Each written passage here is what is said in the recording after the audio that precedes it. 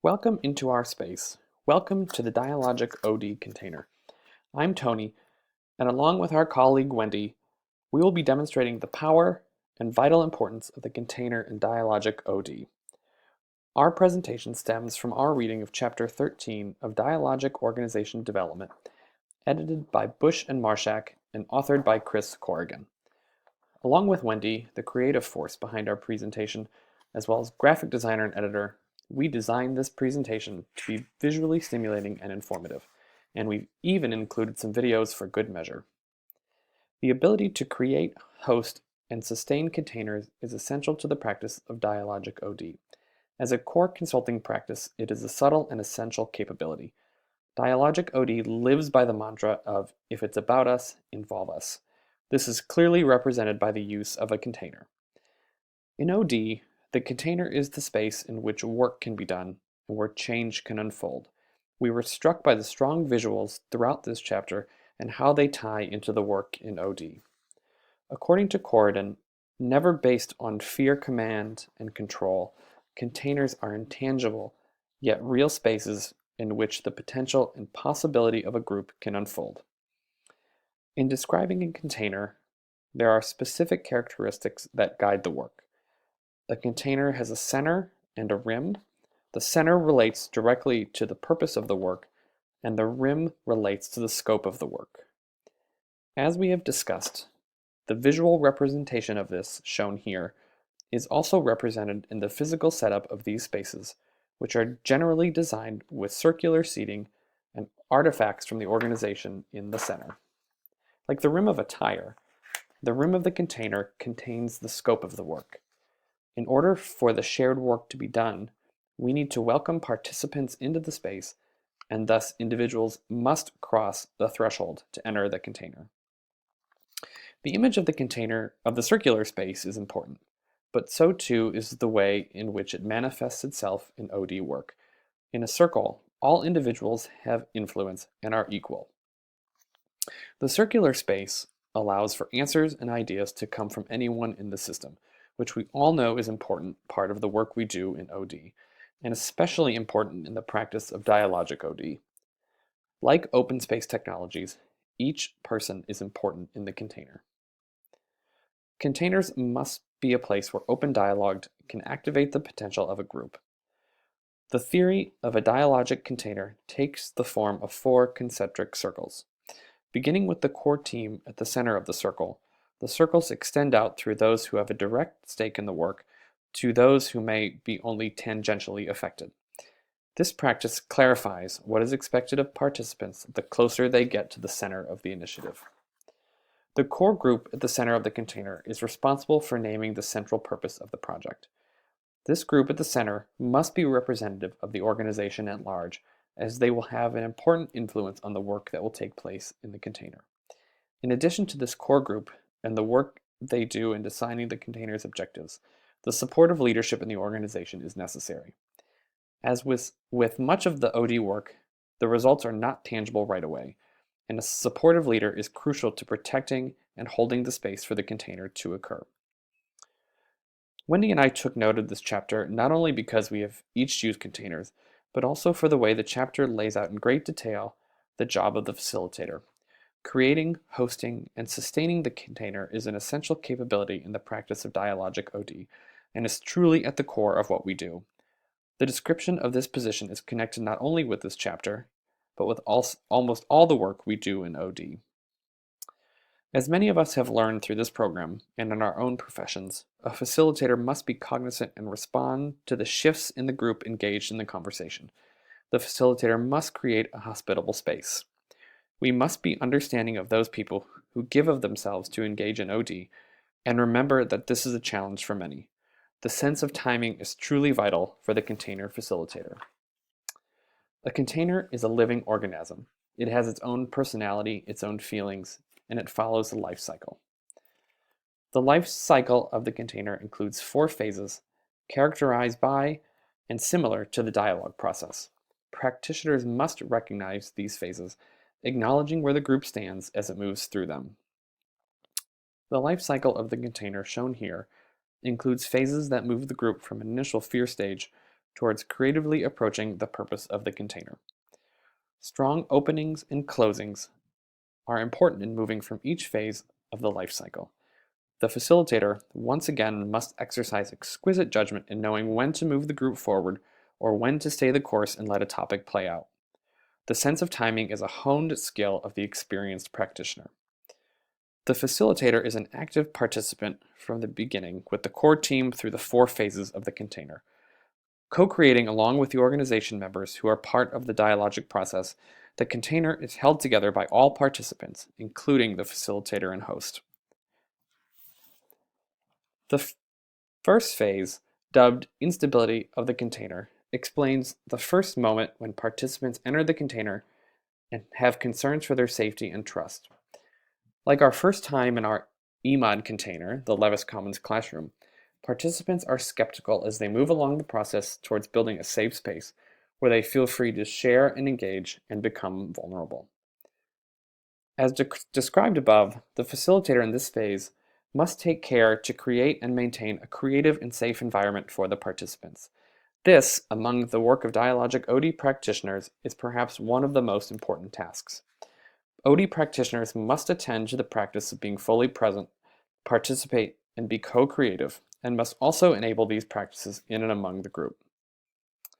What does it mean to you to be in a safe space?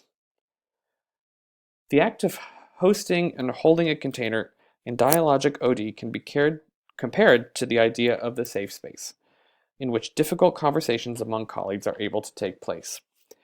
Within this space, the container that has been created, organization members can share stories, expect their colleagues to respect their views, and have disagreements that lead towards progress. The idea of trust within a container is central to its use as an effective Dialogic OD practice. As we accepted our EMOD classroom as a safe space, participants move to the topics at hand and struggle with their own emotions in the instability of the container phase. For facilitators in this and other phases, there is a huge difference in effectively hosting the container versus being controlling. The idea of co-creation applies here. Co-creation is between the host and the group in the container, working collectively for the good of the mission. While dialogic containers should never be based on fear or command, the following video clip helps to bring our point across. Trust is necessary in the circle.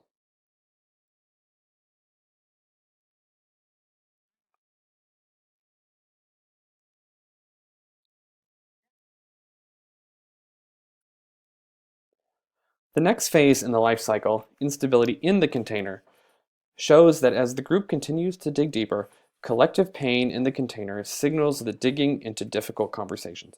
The group is beginning to move towards the purpose of the container. Polarization leads to conflict. Personal beliefs of members become public and conflict can surface. It can take time to reach this point. This cartoon hopefully makes clear why Dialogic OD and containers are important for moving a group forward and producing change. Allowing for difficult conversations can lead to creative change as opposed to something ineffective that simply makes everybody comfortable. This third phase, inquiry in the container, begins the collective pain of the group as it moves towards resolution. Kanner et al. Refer to this phase as the groan zone. Here, participants struggle to connect their viewpoint with that of others. The idea and image of the threshold is one of great impact in the use of containers in Dialogic OD. Participants must cross over the threshold into the container. Again, Wendy and I really appreciate the strong visual representation here. In inviting participants to cross the threshold and enter this safe space, a clear invitation stating that issues that will be discussed should be issued. Participants should know that they are invited to make a contribution to the discussion and that there will be a hurdle or issue to address. The container itself, as a physical space described above, must ensure that members are moving from their day-to-day, business-as-usual space to a different one.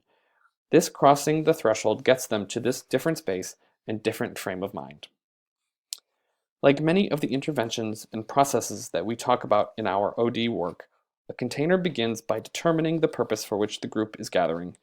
The purpose is determined collectively by a small group, a representative of the whole, coming together. We described this process earlier when talking about the concentric circles of container design. As we are dealing with people, boundaries in this work will exist. As you can see, the boundaries of the container are psychological and physical. The OD professional must create and maintain the container, similar to the safe space, in a way in which ideas and challenges can be shared. Wendy and I took particular note of the idea that a container is a physical space in one sense, and really should be a space different from the normal working place of the organization. Changes can't effectively happen in the normal working space. Finally, the container becomes a creative space as collective perceptions emerge and thinking becomes effective. Here, participants have moved past the initial stages and are engaging in thinking together.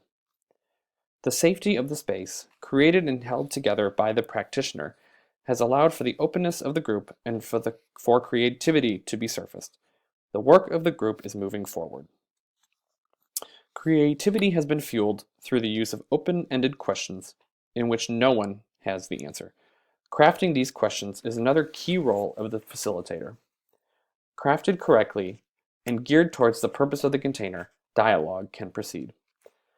The following video clip from the Breakfast Club is our idea of a safe space in which creativity in the group can become reality.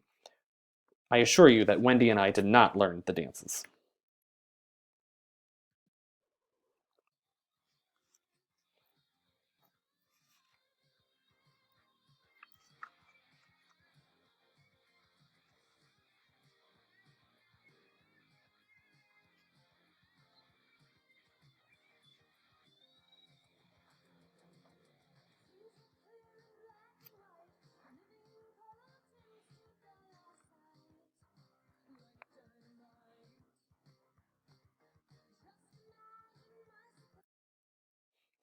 The life cycle of the container includes in each phase the requirement for a strong open and a strong close. The facilitator brings the group along and ensures that phases are defined. In closing a container, the group has hopefully achieved sticky fields. The facilitator, sensing the close, then encourages members to cross another threshold on the way out. Think of our use of checkout questions in class. Thank you for joining us in our container. We hope you have learned and seen how the work we do in Dialogic OD is made possible through the art of hosting and facilitating a container. We have learned that stable containers can hold emotional energy and unstable ones will collapse, and a strong facilitator is crucial to this distinction. As Corrigan reminds us, Dialogic OD depends on collective meaning making. The use of the container is our vessel to achieve this most important of goals in our organizations. I'm Tony Wagener, and on behalf of the great Wendy Talley, thank you for joining us in our Dialogic OD container.